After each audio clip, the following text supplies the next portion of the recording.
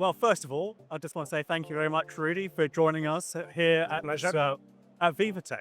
What a great show! How busy it is. People probably don't realize. Unbelievable. Just there's so many people moving about, so much action. I thought it was going to be quiet. Nothing like that at all. Yeah. Anyway, much like the world of agentic AI and enterprise AI in which you live.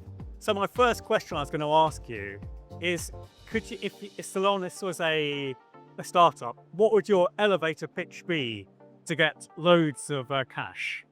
The elevator pitch for Celonis. All right, so we help companies survive and thrive in an ever-changing world, where we see a lot of impact, we see customer behavior changing, and there's a huge demand on efficiency and to create better business processes, because processes are the foundation of everything we do. Yeah. And so we have developed a technology. Originally, it was called process mining, and the idea is very simple. Everything we do or every system we use leaves digital footprints behind. So we collect all this data, and only from the data alone, we reconstruct, visualize, analyze, and improve business processes. So think about it like an X-ray system for business processes. If it hurts, we get the data, we push the magic button, and I tell you exactly where the pain comes from. But we don't stop here. That was like the beginning. Today, we talk about process intelligence, we talk about context, we talk about AI, we talk about orchestration and automation. So we take this understanding of processes to the next level to help people and AI make better decisions. What should we do? How can we improve business processes? And put this into action with automation and orchestration. So there's almost like a formula. Value equal insights times decisions times actions. And that's what we do. Okay. And you mentioned process intelligence there. So it's a term I've heard you use before. What does it actually mean? Process intelligence, it's a technology developed like 15, 20 years ago in the Netherlands by Professor Dr. Wil van der Aalst, a good friend of mine, and by now our chief scientist officer at Celonis.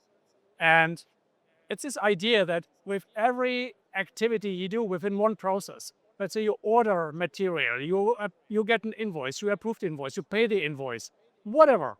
Everything we do is recorded. Every single step is recorded in your ERP system, in your workflow system, in your manufacturing system. So we collect this data, and from the data, we visually reconstruct the process. But not just the one process, because there's not such a thing as one process. You have variations. And sometimes organizations believe they have, like, let's say 100, or maybe only 10 variations of a process. And sometimes they are very surprised to realize, oh, we have 10,000 different variations. How we order cups for coffee. And of course, that's not efficient. So you need to understand what's really happening. You need to understand the challenges, the bottlenecks, the compliance issues, so you can tackle them and become really the efficient company you want to be. Okay, so we talk about efficiency. How is it actually going to save me money? Yeah, I know all this. I've got so much information I'm already dealing with. How is this extra information going to help me? If you look into business process, so I'm in the process optimization business for about 25 years. Yes. And over the time, I learned there are only two ways how to improve processes. You either increase efficiency or maximize efficiency, and you reduce or minimize risk. So when we talk about value, it's throughput time, unnecessary steps,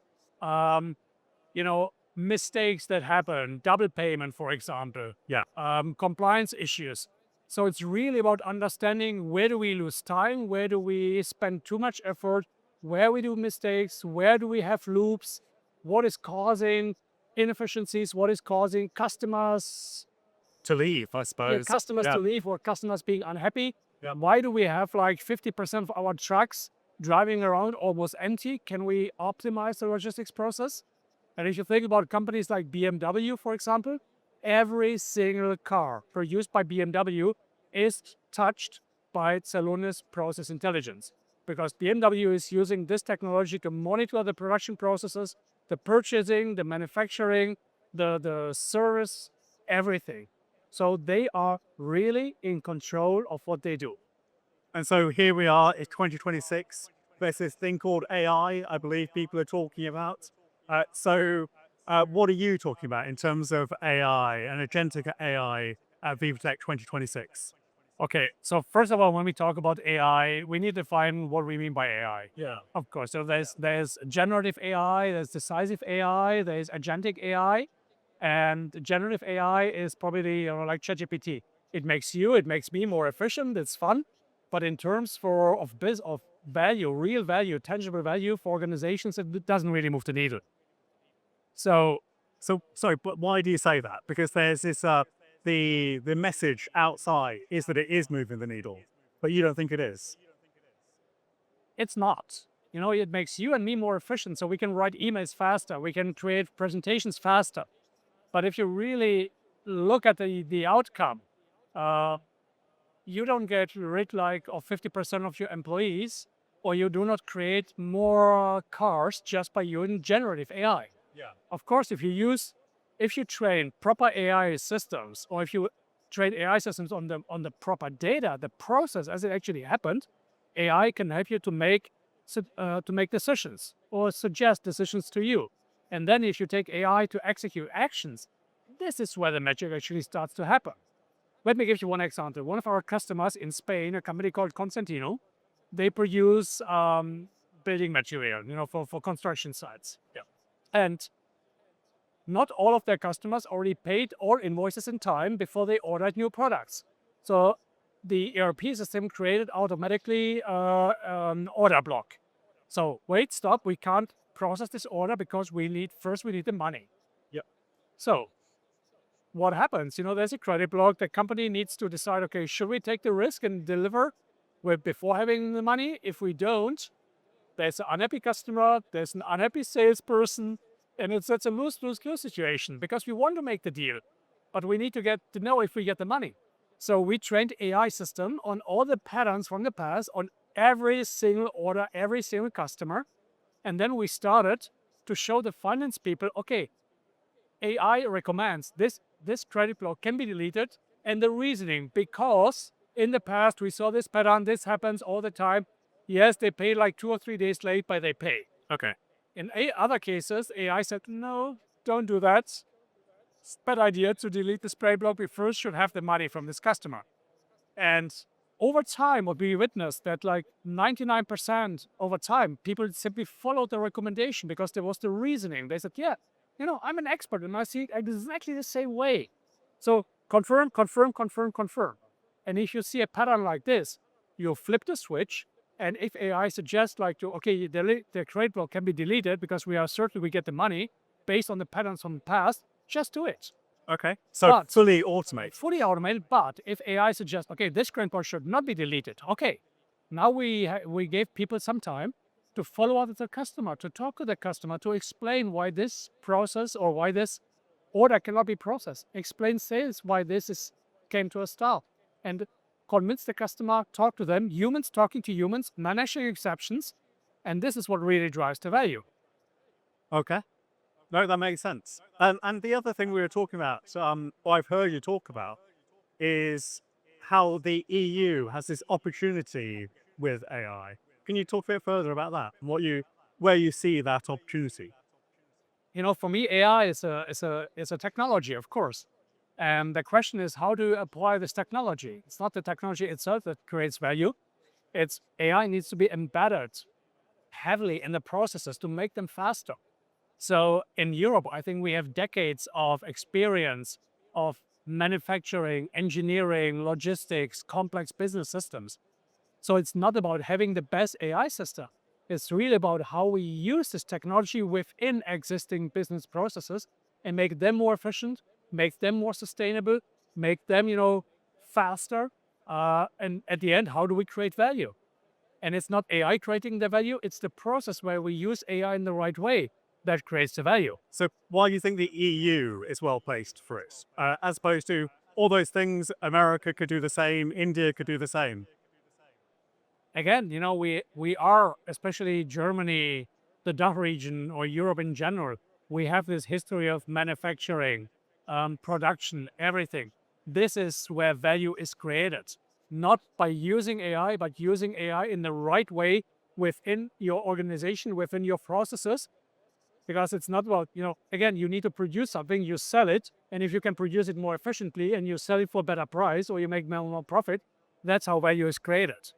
So it sounds to me like you think about AI in a different way to other people I speak to.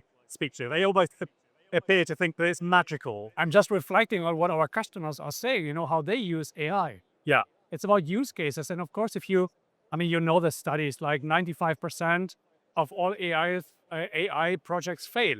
Yeah. Or at least they fail to deliver value. Yeah. And recently I was attending a conference from Forrester, and they made some very bold predictions for 2026. They actually called it out. They said process intelligence will rescue, not improve, but rescue 30% of all the failed AI projects in 2026. Why? Because process intelligence provides the missing context of processes. It helps AI to understand. And AI typically is a very good generalist. So if you ask AI, we see a spike in demand. Should we reorder? Yeah. Of course you should. Yeah. You can ask a 10-year-old child, if everybody wants ice cream, should we produce more ice cream? Yes, of course, go ahead. But if you ask AI in the right context, AI will say, okay, we see a spike in demand in the EU for SKU 102, whatever it might be, and the delivery time or replenishment time in our ERP system says 10 days. But in 90% of all cases, we see 20 days for the real delivery if we order by trade. So if we need to, restock and reorder, I suggest to order and have it shipped by plane. Then that's an answer you can act on. That's an answer that actually has all the context, understands the process. It's like, that's a specialist you want, not the generalist, but the specialist knowing your situation, knowing where you come from, knowing the past, knowing the present, be able to predict the future, because this is where AI really provides value. But it sounds like you've almost anticipated my next question, which is, what do companies get wrong? What organizations, we talk about 95% failing. Yeah.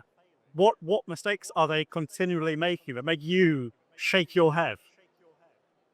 Not applying AI within real business. We have some use cases. We have some nice use cases. Recently, I visited Australia, and we talked to a government agency, and we asked about, what is your AI strategy? Oh, we have a great strategy. We have just rolled out a Microsoft Copilot to everyone. Okay, that's a good start. And what's next? Nothing. Yeah. Okay, that's not a strategy. That's, happy for Microsoft for that, but also Copilot needs to be grounded in the real processes, needs to understand what's going on before you can really use it. And what companies do wrong, they use AI, very often generative AI, disconnected from the real business, chatbots or whatever. It has value, of course, but it's not driving the value companies are expecting. It does not justify all the big investments in AI. These investments can only be justified if you really use it within your existing business and you are faster.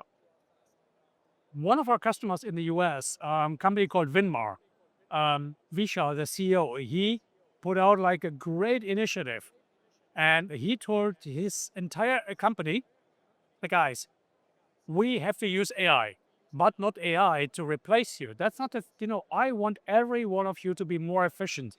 So let's assume we grow the company by 100%. We double our business.